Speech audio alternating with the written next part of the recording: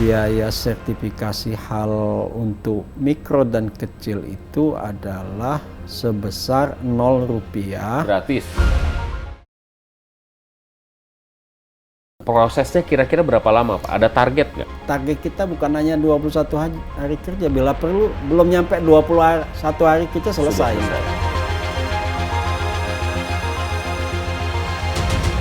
Kalau yang mikro kecil, justru mereka menganggap ini masih soal teologi, soal agama, dan masih soal etika.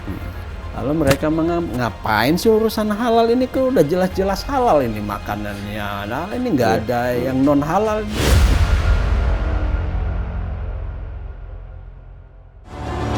Nggak selamanya kita sebagai ustadz itu benar. Dan saya orangnya percaya takdir. Ini wabah dunia. Kematangan kita dalam berpolitik, kedewasaan. Waduh, matilah. Halo Detiker, saya Alvito Dinova Ginting, pemimpin redaksi Detikom. Anda menyaksikan Belak-Belakan, dan kali ini kita akan berbicara dengan Kepala BPJPH, Badan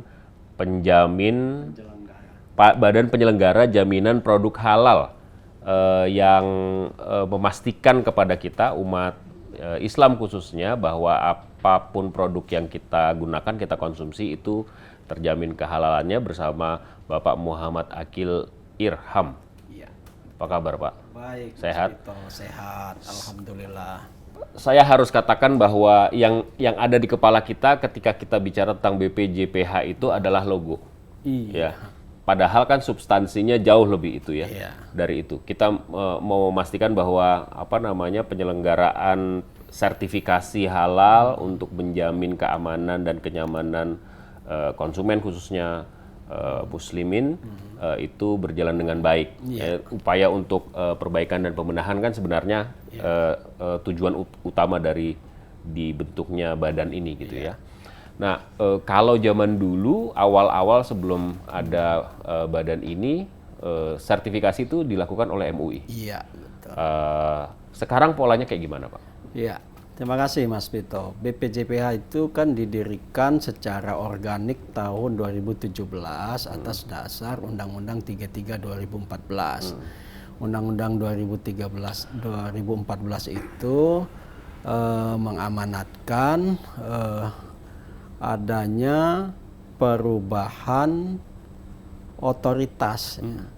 Yang sebelumnya otoritas sertifikasi halal itu ada di masyarakat, dalam hal ini Majelis Ulama Indonesia, beralih ke pemerintah, government atau state gitu. Nah, lalu makanya proses sertifikasi halal ini secara efektif sejak 17 Oktober 2019 sudah beralih ke BPJPH. Namun di dalam proses sertifikasinya tetap melibatkan beberapa pihak. Ya, beberapa pihak itu jadi ini setidaknya ada 3 aktor. Semangatnya itu bukan sentralisasi, semuanya diurus pemerintah dan pemerintah enggak ya. Jadi ini melibatkan stakeholder, termasuk MUI juga. MUI juga. Gimana, jadi Pak? ada 3 aktor utama. Pertama BPJPH, LPH, kemudian MUI. Masing-masing ini memiliki wilayah kewenangannya, Mas. BPJPH memiliki wilayah kewenangan administratif, lembaga pemeriksa halal memiliki wilayah kewenangan saintifik, kemudian MUI memiliki wilayah kewenangan agama. Itu khusus untuk fatwa halal. Nah, BPJPH sebagai lembaga pemerintah menerima pendaftaran dari pelaku usaha, lalu kita proses secara online, karena sekarang pelayanan sertifikasi kita ini berbasis online, sudah tidak nggak perlu datang lagi, nggak perlu bawa berkas, bawa tas berat-berat, atau nunggu atau datang dari jauh-jauh, sekarang sudah online.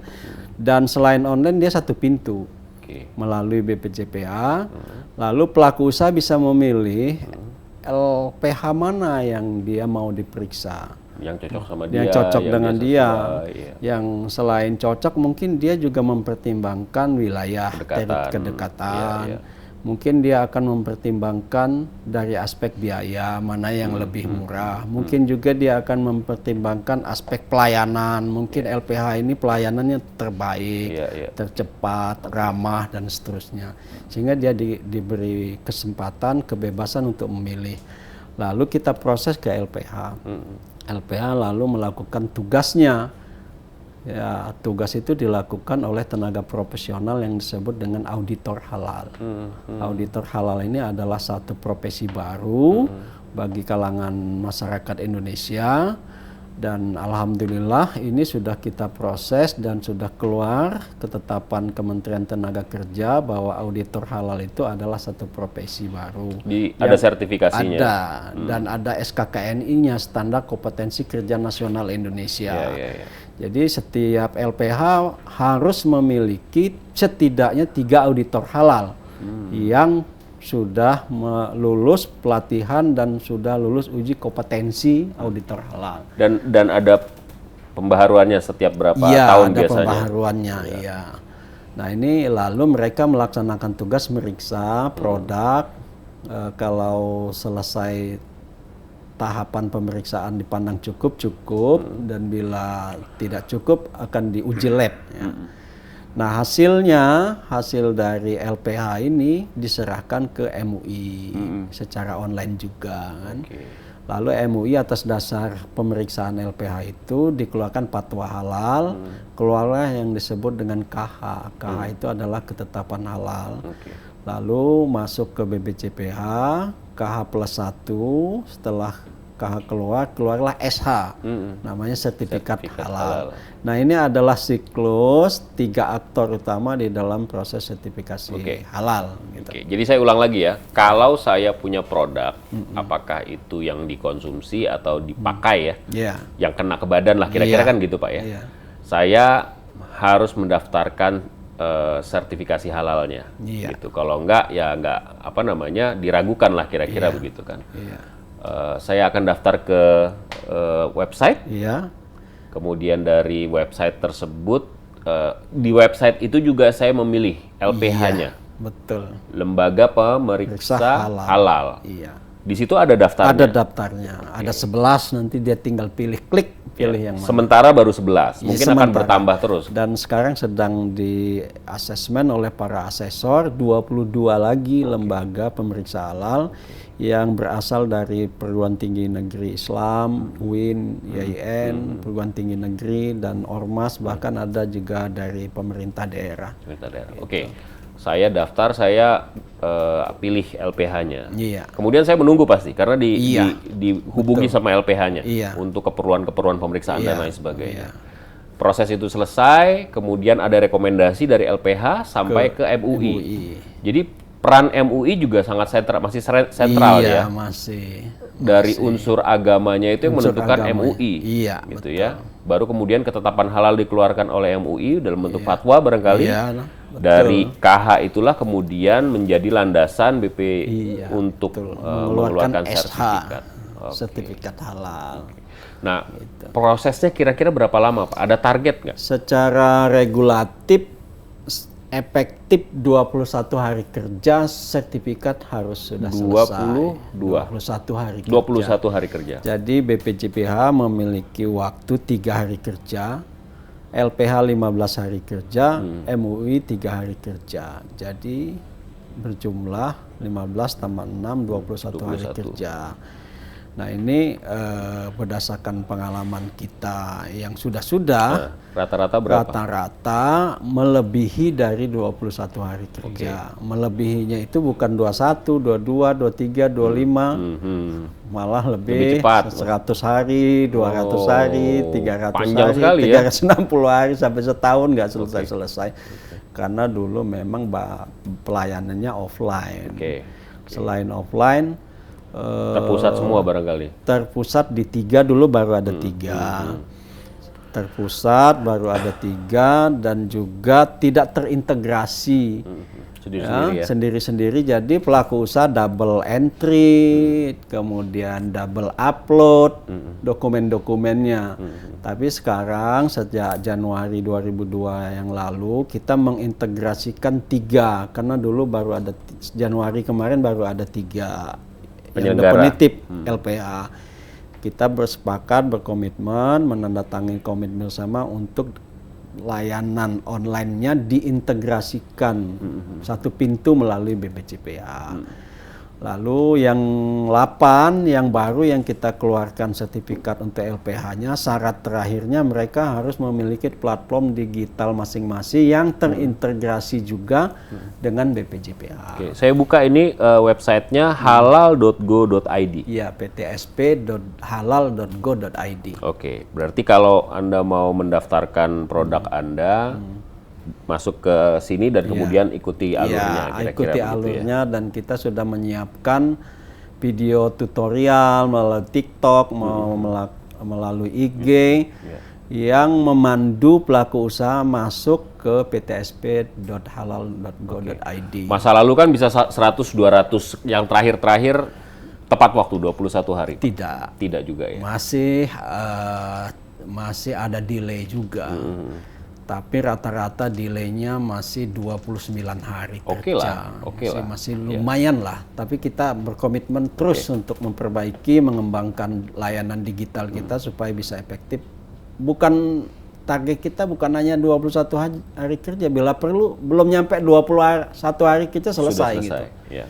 Selama itu memungkinkan, integrasi sudah dibuat, LPH-nya diperbanyak, kemudian kalau MUI harus ke pusat atau di daerah? Nah, ini kita bersepakat dengan MUI ya, kita FGD diskusi dengan dengan lembaga fatwa halalnya. Kita meminta kesepakatan bersama fatwa itu kalau bisa desentralisasi berbasis pelaku usaha. Jadi kalau pelaku usahanya misalnya di Pekanbaru atau di Kota Bandung yang mendaftar sertifikasi, kita berharap Majelis Ulama Indonesia Provinsi Jawa Barat atau Provinsi Riau yang melakukan fatwa halalnya. Basisnya level provinsi ya, supaya lebih cepat juga barangkali ya. Jadi tidak ke bawah ke pusat. Dan alhamdulillah Majelis Ulama sepakat dengan kriteria-kriteria tertentu. Misalnya satu produk diproduksi di Kabupaten A. Dia beredar hanya di Kabupaten A misalnya. Nanti fatwanya di Majelis Ulama Kabupaten A saja. Tapi kalau produknya di Kabupaten A beredar di provinsi maka Majelis Provinsi. Kalau nasional, kalau dia beredar nasional bahkan ekspor, itu Majelis Ulama minta di pusat. Nah, ini adalah ikhtiar kita secara maksimal untuk melakukan pelayanan kepada pelaku usaha. Pak, kalau selama ini kan kalau kita bicara halal haram itu kan yang masuk ke mulut, ya, masuk ke badan lah lebih tepatnya, ya, baik dari mulut atau dari bagian yang lain gitu. Makanan dan minuman sering. Nah, sebenarnya yang perlu disertifikasi untuk mendapatkan sertifikasi halal itu apa aja sebenarnya? Jadi PP 39 tahun 2021 sebagai regulasi turunan dari Undang-Undang 33 2014 itu sudah menetapkan kewajiban bersertifikat halal untuk semua produk, barang, dan jasa. Namun tidak serta-merta langsung wajib berlaku. Dia dilakukan secara bertahap. Tahap pertama 17 Oktober 2019 hingga 17 Oktober 2024, ada jangka waktu 5 tahun, dan ini sudah berjalan 3 tahun, sisa 2 tahun lagi. Itu kewajiban sertifikat halal untuk produk makanan, minuman, sembelihan, dan jasa sembelihan.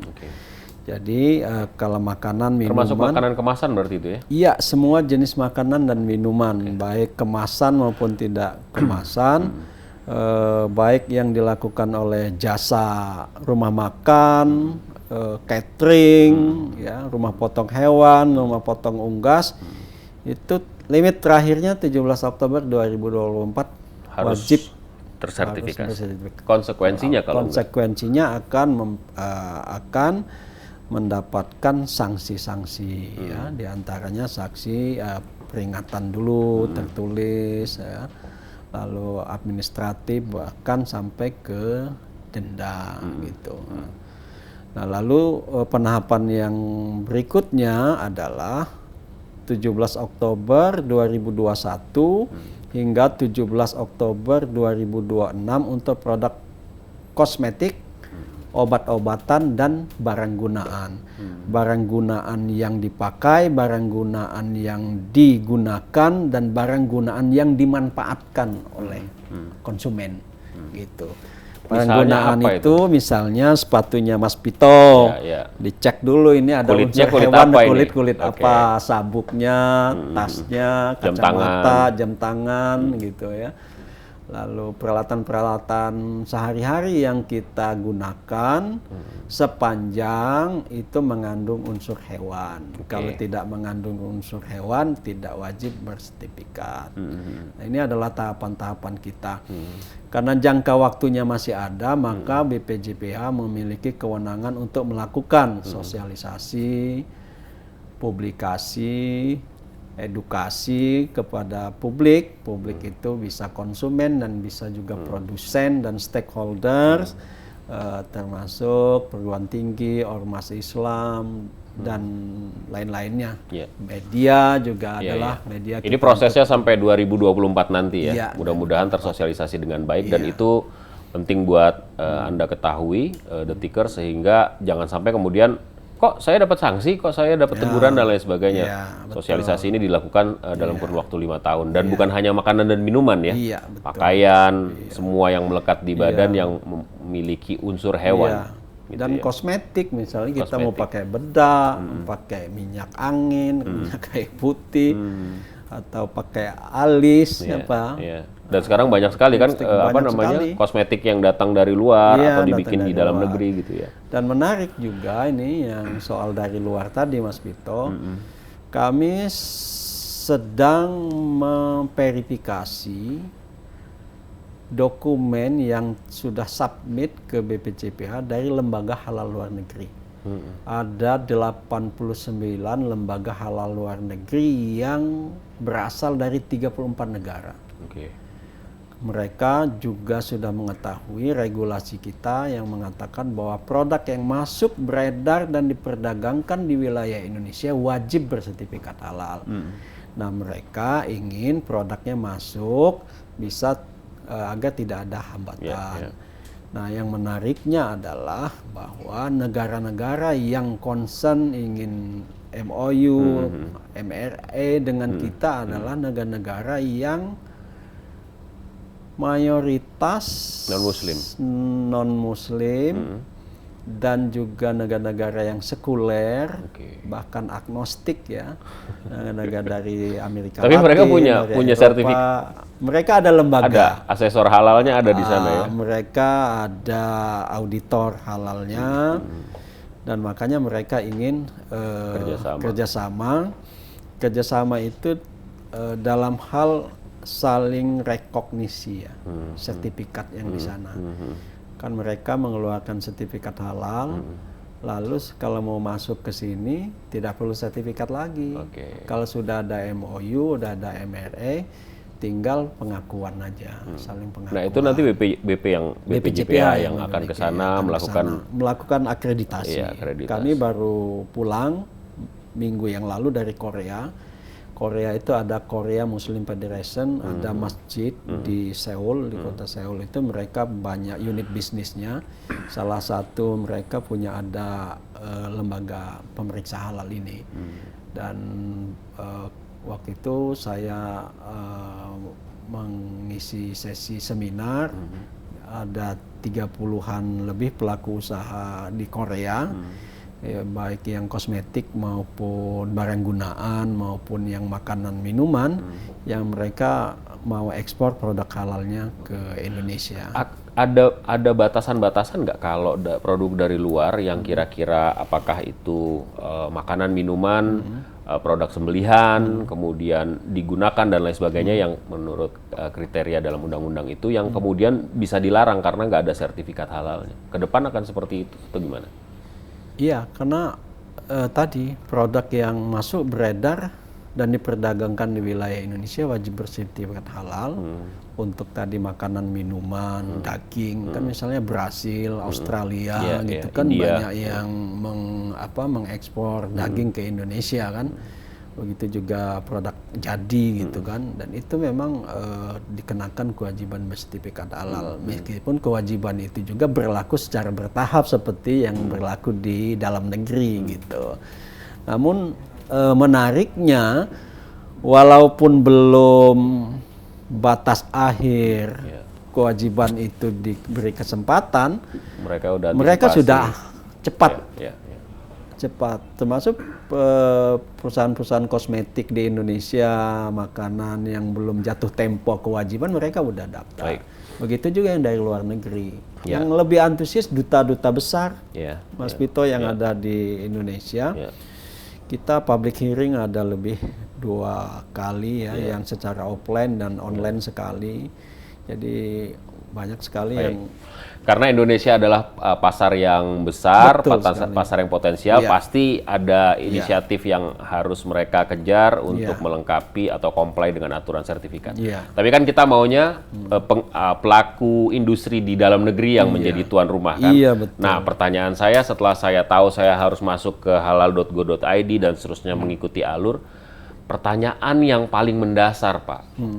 Berapa biayanya? Apakah ada biaya satu harga misalnya atau ada rentangnya. Nah, kalau rentangnya ini mulai dari yang paling murah sampai yang paling mahal itu penyebabnya apa? Gitu. Ya, kita sudah mengeluarkan peraturan dan keputusan Kepala BPJPA terkait dengan tarif layanan sertifikasi halal. Sebenarnya tarif layanan itu bukan hanya terkait dengan sertifikasi halal, tetapi juga terkait dengan misalnya akreditasi LPH, lalu pelatihan auditor halal, penyelia halal, gitu, dan tarif-tarif penunjang lainnya. Karena BPJPA itu adalah lembaga BLU, Badan Layanan Umum. Jadi dia semi company lah yang tapi substansinya adalah melakukan pelayanan publik secara maksimal. Dari pelayanan itu dia dibolehkan mengambil pendapatan untuk biaya operasionalnya secara mandiri gitu kan gitu. Nah, sertifikasi halal ini kita klasifikasi melalui golongan-golongan ya, pelaku usaha mikro, kecil, menengah, dan besar. Dan itu ada pembagian tarifnya dari batas atas ke batas bawah. Nah, tetapi karena amanat Undang-Undang Ciptaker ya mengamanatkan bahwa biaya sertifikasi halal untuk mikro dan kecil itu adalah sebesar Rp0 gratis alias gratis, namun disesuaikan dengan kemampuan keuangan negara. Maksudnya bagi pelaku usaha mikro dan kecil itu tidak bayar, tetapi pembiayaannya ditanggung oleh pemerintah. Dalam hal ini salah satunya adalah BPJPH. BPJPH 2 tahun berturut-turut mengalokasikan anggaran untuk sertifikasi halal gratis melalui program Sehati. Sertifikat halal gratis namanya Sehati. Nah, tahun ini kita mengalokasikan 25.000 pelaku usaha UMK yang kita biayai sertifikasi halal gratisnya. Per hari ini tadi saya di situ cek yang sudah daftar 20.000 sekian ya. Dari kuota 25.000. Dan itu hari ini memang batas terakhir 30 Juni. Gitu. Bisa diperpanjang dong? Bisa diperpanjang atau kita ngambil basis data yang sudah ada di kita. Kita akan putuskan nanti bagaimana. Nah ini ada gelombang kedua nggak Pak? Belum diputuskan ya? 25.000 itu adalah bagian kecil dari target 10 juta produk. Ya, targetnya memang 10 juta ya. Sertifikat halal. Oke. Namun 10 yang ada di BPCH baru ada 25.000. Nah, untuk itu kami melakukan sinergi dan kolaborasi dengan kementerian dan lembaga di tingkat pusat dan dengan pemerintah daerah, provinsi, kabupaten, kota. Kita sudah ada 11 provinsi, kita koordinasi dan public hearing dengan stakeholder yang ada di provinsi. Berapa hari yang lalu kami baru pulang dari Pekanbaru. Di sana para bupati, wakil bupati, Asekda menandatangani komitmen bersama untuk mengalokasikan penganggaran sertifikasi halal gratis untuk UMK. Kalau BPJBH sendiri tentu tidak bisa karena undang-undang juga mengamanatkan pemerintah secara utuh gitu kan, walaupun BPJBH sebagai leading sektornya gitu kan. Tapi kita itulah eranya sekarang adalah era sinergi dan kolaborasi. Lalu kami juga sedang meminta tambahan anggaran PEN ya, pemulihan ekonomi nasional, dan sudah didukung oleh Menko Perekonomian melalui surat-surat dan ke Bappenas juga untuk mencapai target yang 10 juta produk bersertifikat halal itu. Gitu, itu polanya kalau saya mau mana tahu aja nanti ke depan ada lagi gitu. Pengajuannya sama, normanya sama, masuk ke website. Apa yang berbeda misalnya untuk bilang saya minta yang gratis dong, saya nggak mampu nih gitu. Yang bedanya kalau yang gratis adalah skemanya skema self declare atau pernyataan mandiri. Kalau yang berbayar itu skemanya reguler. Pakai LPH. Pakai LPH. Kalau self declare tidak melalui LPH, tetapi melalui pendamping PPH. Nah, untuk memenuhi atau untuk melaksanakan tugas pemeriksaan terhadap 25.000 UMK itu perlu tenaga pendamping. Tenaga pendamping itu kami latih. BPJBH yang melakukan pelatihan. Bermitra dengan lembaga pendamping. Lembaga pendamping itu sekarang ini yang sudah registrasi ke kita 139 yang terdiri dari lembaga perguruan tinggi, ya, PTKIN, UIN, YIN, STAIN seluruh Indonesia, juga lembaga perguruan tinggi swasta dan negeri juga. Lalu ada Ormas, NU, Muhammadiyah, Pemuda Muhammadiyah, Pemuda Ansor, dan seterusnya juga itu 139 itu mereka ada di situ. Dan mereka melakukan rekrutmen tenaga pendamping, lalu dilatih dengan narasumber yang berasal dari BPJPH. Dan sekarang ini sudah terregistrasi 10.000 lebih tenaga pendamping yang tersebar di seluruh Indonesia. Tenaga pendamping inilah yang nanti melakukan verifikasi dan validasi berkas dari pelaku usaha, di mana nanti pelaku usaha itu kan menyatakan sendiri. Pernyataan mandiri itu ini halal kok sebenarnya. Ya, saya gitu halal ya. nih, saya tanda tangan. Nanti pendamping itu pendamping yang melakukan verifikasi. Jadi sebenarnya pendamping ini asesor sebenarnya. Iya. Atau auditor dia di luar menjalankan LPH. peran-peran auditing. Tapi kan begini Pak ya, yang namanya di negeri yang namanya Indonesia ini kan kadang-kadang suka aneh-aneh ya. Terus tiba-tiba ini gratis lama. Terus ya ada aja lah orang nakal atau apa. Nah itu jaminannya gimana? Bagaimana kemudian saya sudah mau bersungguh-sungguh nih mengejar sertifikat halal untuk produk saya, tapi kok susah ya gimana? Itu ada jaminannya, ada pengawasan yang dilakukan ke bawah. Susahnya gimana? Maksudnya?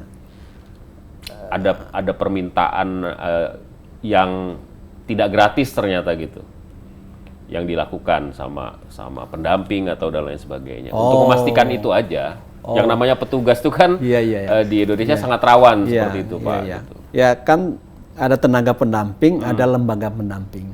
Oke. Lembaga pendamping itu Laporkan yang melakukan monitoring Ya, ya. tenaga pendamping itu. Ya, nanti misalnya ormas atau perguruan tinggi, dia yang memonitoring tenaga pendampingnya, ya, mengawasi gitu. Jadi Laporkan aja kalau ada apa-apa ya, gitu mereka. Ya. jadi kan terkait dengan Sepdikler ini ada 3 lapis ya, ada BPJPA, ada trainer, kemudian ada lembaga pendamping, lalu ada tenaga pendamping. Jadi ini nanti berlapis lah kita melakukan pengawasan terhadap tenaga pendamping yang akan turun ke lapangan. Jadi kalau kita berdiskusi dengan Pak Akil ini tadi sebenarnya menyampaikan melakukan proses sertifikasi itu tidak rumit. Iya. Tergantung kemampuannya, yang mampu pasti ada kapasitasnya, yang tidak mampu bahkan diberikan gratis. Iya. Dan memang dikejar targetnya 10 juta sampai 2024. 2022 ini 10 juta. Nanti berkesinambungan untuk tahun berikut 2023. Jadi jangan ditunda-tunda Pak ya. Iya, jangan ditunda-tunda karena upaya ini juga untuk kebaikan bersama daripada orang ragu-ragu kemudian mengkonsumsi produk atau jasa yang The Tickers miliki gitu. Nah, ini kan ini mungkin saya mau pertanyaan yang mungkin saya elaborasi Pak. Makanan dan minuman itu kan biasanya di outlet-outlet yang besar aja yang ada sertifikasi halalnya. Kita masuk restoran yang agak besar ada. Terus makanan kemasan biasanya hampir selalu ada kalau produksi Indonesia gitu. Kalau yang UMKM gitu, makan di warteg, makan di warung Minang misalnya, atau saya beli online, itu kan nggak ada. Ke depan apakah itu juga akan jadi perhatian buat BPJPH juga? Iya, ini elaborasinya detail juga nih Mas Vito. Luar biasa ini. Jadi memang kami juga mengamati ya bahwa ada leveling dalam daya minat untuk sertifikasi halal ya. Misalnya begini, untuk pelaku usaha menengah besar itu menganggap halal itu tidak semata-mata soal agama. Dipandangnya bukan hanya semata-mata etika yang terkait dengan Tuhan, tidak. Jadi halal itu udah terkait dengan kredibilitas, reputasi, branding image, kemudian culture dari satu perusahaan itu. Karena dengan begitu maka perusahaannya akan daya saingnya tinggi, nilai tambahnya luar biasa. Itu untuk kalangan yang pelaku usaha menengah dan besar. Mereka sudah begitu, Pak. Di samping halal itu mereka juga melihat itu terkait dengan standar. Bahwa halal itu identik dengan standar kualitas, mutu, dan higienitas gitu.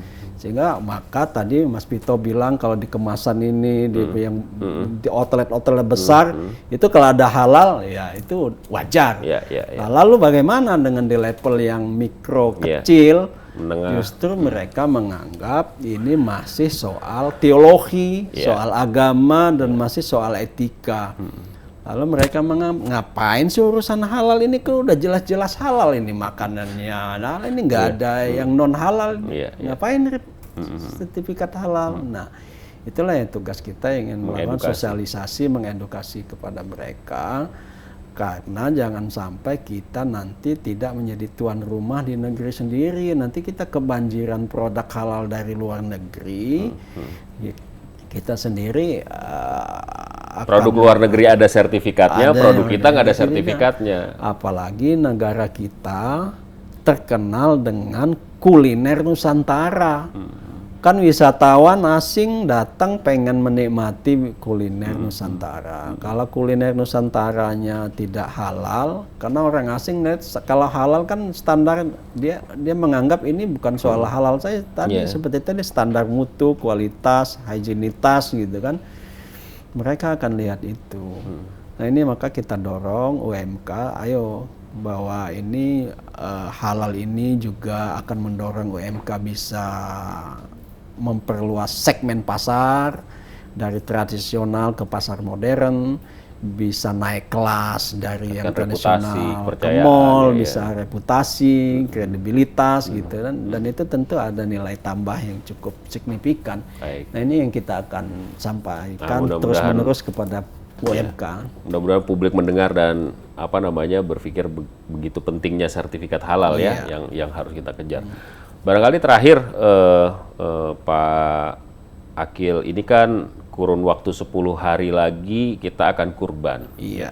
Walaupun agak aneh juga kurban itu nggak mungkin nggak halal gitu. Iya. Tapi kan ya yang namanya antisipasi, upaya-upaya untuk menjamin kehalalan itu tetap menjadi perhatian kita. Iya. Bagaimana kemudian yang masuk kategori kurban baik dari produknya maupun dari prosedur kurbannya? Iya, sekarang ini memang cukup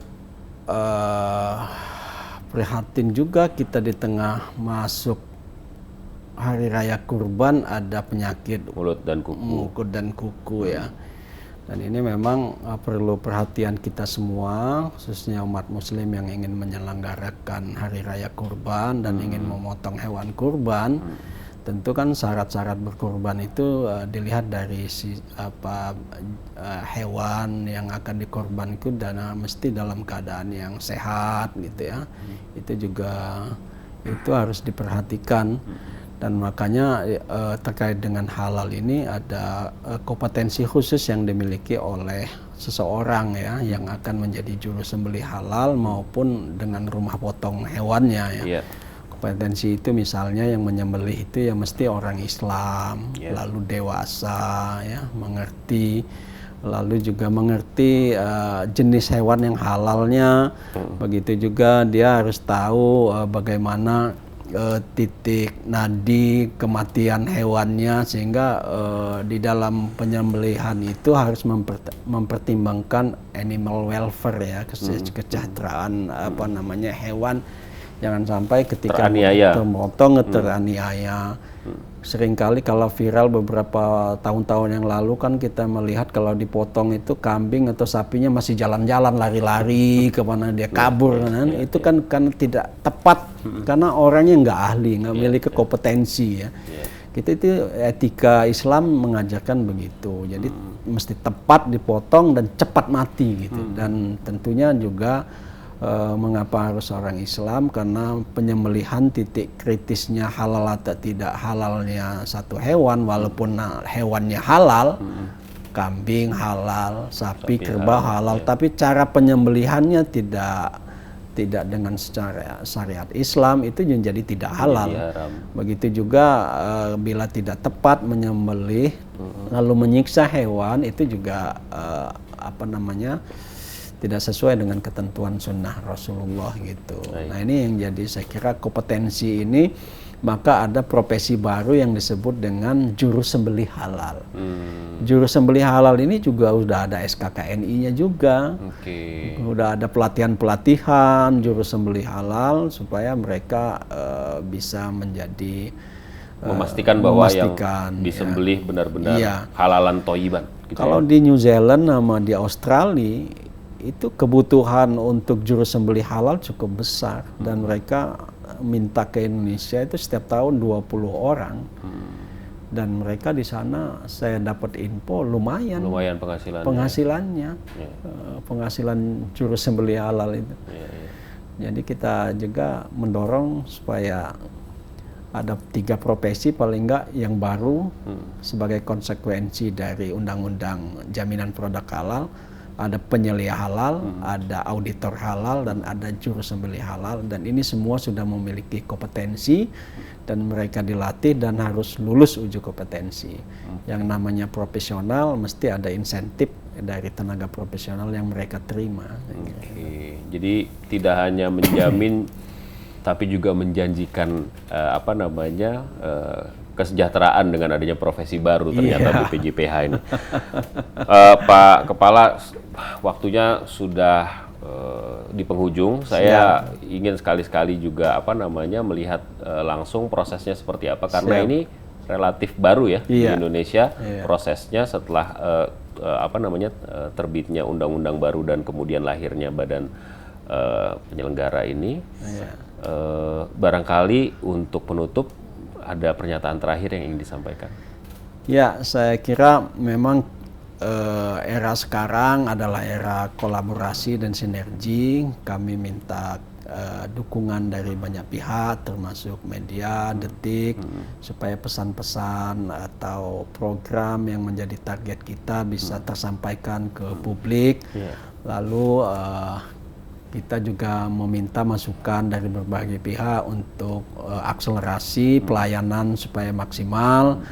Tapi sejauh ini alhamdulillah kita sudah banyak melakukan perubahan-perubahan dari 3 LPH sekarang menjadi 11 dan sekarang akan di asesor 22 dan 36 waiting list sedang verifikasi dokumen, dan lembaga halal luar negeri juga sudah banyak yang submitted, para akreditasi dari luar negeri, duta besar juga antusias kepada kita. Lalu layanan digital kita terus kembangkan, pelayanan publik kita terus nomor satukan. Kita berharap sertifikasi halal itu menjadi murah, menjadi cepat, dan menjadi baik. Semangatnya itu Mas Vito Dinova. Mohon dukungan semua pihak. Dan sekali lagi kita ingatkan buat Anda yang kebetulan punya produk jasa yang terkait dengan yang Pak Kepala tadi katakan, untuk jangan ragu-ragu mengajukan sertifikasi supaya lebih nyaman dan lebih reputasinya jadi naik kelas ya kalau udah ada sertifikat halal. Betul. Dan itu seperti yang disampaikan tadi, akan diperjuangkan kemudahannya, kemurahannya, dan efektivitasnya. Jadi kita tunggu Anda mendaftar segera untuk sertifikat halal produk dan jasa Anda. Pak Kepala, terima kasih atas waktunya. Kita Mas akan Vito, makasih banyak. berbincang di lain kesempatan. 10 juta angka yang cukup optimistis. Jadi kita akan kita kawal juga. Siap. Gitu ya. Terima kasih sekali lagi. Terima kasih Mas Vito, makasih. Dan demikian jumpa kita di belak-belakan kali ini. Kita akan jumpa di lain kesempatan. Terima kasih dan sampai jumpa.